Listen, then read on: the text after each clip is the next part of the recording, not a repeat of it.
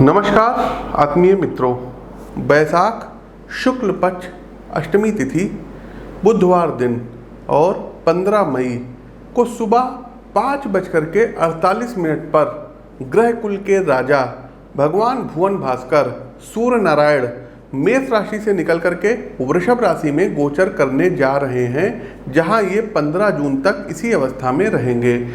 आत्मीय मित्रों, वृषभ राशि में सूर्यदेव का प्रवेश अत्यंत प्रभावकारी घटना सिद्ध होने जा रही है। न सिर्फ आपके व्यक्तिगत जीवन के प्रत्येक आयाम जैसे कि नौकरी, व्यवसाय, आर्थिक उन्नति, सामाजिक रिश्ते और स्वास्थ्य पर इसका स्पष्ट प्रभाव दिखाई देगा, बल्कि देश में संचालित लोकसभा के चुनाव परिणामों पर भी भगवान सूर्य नारायण गहरा प्रभाव डालेंगे।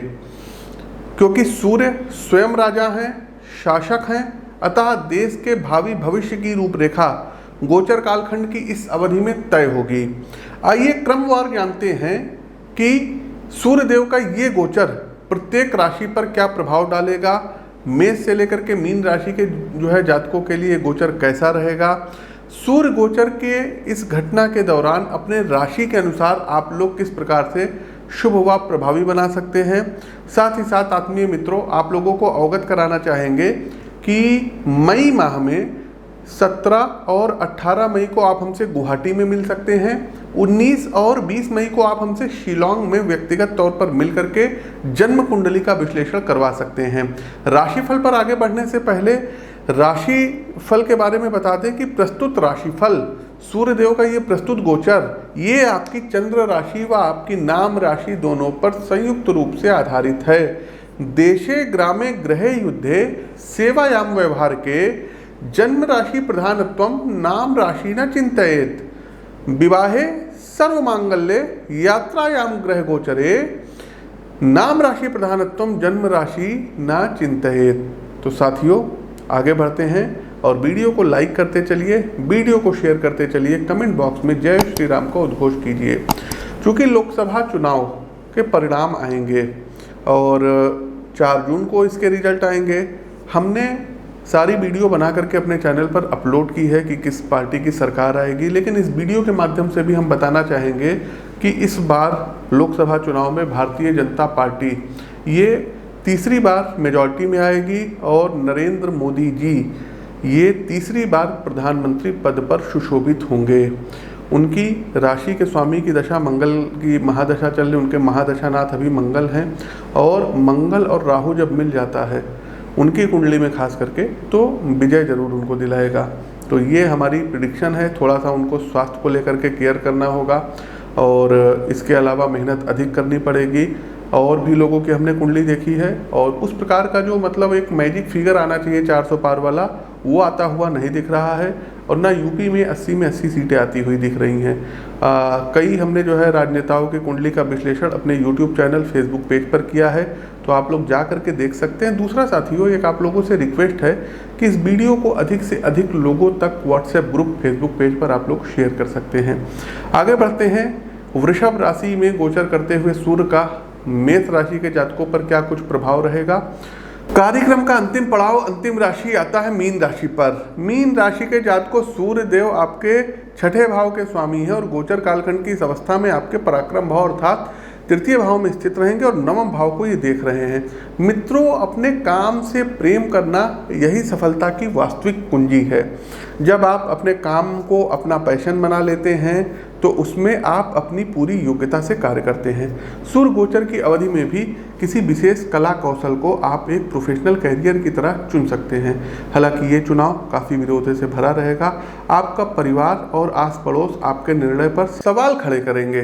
साथ ही सामाजिक लीक से हटकर कुछ नया क्रिएटिव वर्क करने के लिए मीन राशि के जातकों आपका उपहास भी होता हुआ प्रतीत हो रहा है। लेकिन साथियों, मेरी सलाह है, आप अपने आप पर पूर्ण विश्वास रखिएगा। अक्सर जिन कार्यों की शुरुआत में विरोध होता है वही कार्य मानव इतिहास में एक नया मुकाम बनाते हैं।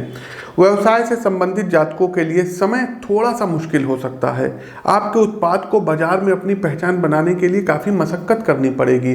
साथ ही आपका जो ग्राहक बेस है वो विभिन्न कारणों से थोड़ा सिमट सकता है। सुझाव के तौर पे अभी इस समय अवधि में कोई नया स्टार्टअप ना शुरू करें। इसके अलावा अपने ग्राहक समूह से सीधा संवाद बनाए जो है रखने का प्रयास करिए कि किन कारणों से वे आपसे असंतुष्ट हैं। बिक्री के बाद की अपनी सेवा अर्थात आफ्टर सेल सर्विस को ज़्यादा सुगम करना आपके लिए गेम चेंजर साबित हो सकता है। पारिवारिक मामलों में थोड़ा सतर्क रहिएगा। भाई बहनों से हास परिहास करते समय शब्दों पर नियंत्रण रखें, अन्यथा आपकी किसी बात से उनके स्वाभिमान को धक्का लग सकता है। मीन राशि के जातकों गोचर कालखंड की इस अवधि में लंबी दूरी की धार्मिक यात्राओं का योग परिवार के साथ होता हुआ दिखाई दे रहा है। हेल्थ का विशेष ध्यान रखिएगा।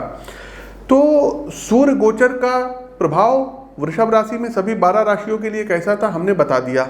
अंतिम पड़ाव आता है उपाय का, रेमेडीज क्या करनी है, क्योंकि उपाय ही तो सब कुछ है और हम वैसे उपाय बताते नहीं हैं कि आप प्रोशो प्यारे करें तो आपके पास धन आ जाएगा। अरे ऋग्वेद में श्री सूक्त लिखा हुआ, आप श्री सूक्त का पाठ करिए, नीतिगत धन आप कमाएंगे। उस शब्द को बोलने से कुछ नहीं होगा, बल्कि उनके चैनल पे उनके रील्स पे व्यूज आएंगे और केवल आप लोग बेवकूफ़ बनेंगे। तो इस तरीके से कोई फालतू की चीज़ें नहीं करनी है। उपाय क्या करना होगा साथियों, सबसे पहले प्रतिदिन सुबह उठिए, तांबे के पात्र में आप जल भरिए और उसमें लाल कुमकुम और लाल पुष्प मिला करके भगवान भुवन भास्कर को आपको अर्घ्य देना रहेगा। ओम ह्रीं ह्रीं ह्रीं सूर्याय नमः इस मंत्र से अर्घ्य दीजिए, आपकी विशेष फुलफिल होंगी। और उनको और प्रसन्न करना है तो क्या कर सकते हैं, आदित्य हृदय स्तोत्र का पाठ करिए, भगवान राम ने भी किया था। नीतिगत चीज़ें बताएंगे। दूसरा साथियों, लाल चंदन का तिलक, कुमकुम का तिलक, रोली का तिलक मस्तक पर अपने लगाइए और अपने हाथ में हर 15 दिन पे कलावा बांधिए और उसको चेंज करिए। फिर 15 दिन बाद संडे वाले दिन कलावा बांधिए, चेंज करिए। एक काम और करना रहेगा, संडे वाले दिन सनराइज से सनसेट तक आपको किसी भी प्रकार का सॉल्ट नहीं खाना है। सभी राशि के लोगों को बता रहे हैं, बहुत अच्छा आप लोग फील करेंगे। इसके साथ साथ साथियों, संडे वाले दिन आपको जो है रोटी में थोड़ा सा गुड़ रख करके, शहद रख करके गाय को खिला दीजिए। धन संबंधी विशेष लाभ आपको प्राप्त होंगे। और क्या बेहतर कर सकते हैं, तो झुकना सीखिए। और किसके सामने झुकिए, गुरु के सामने झुकिए। कहीं आपके गुरु दिख जाए, उनका पैर छू करके आंखों पे लगा के आशीर्वाद लीजिए।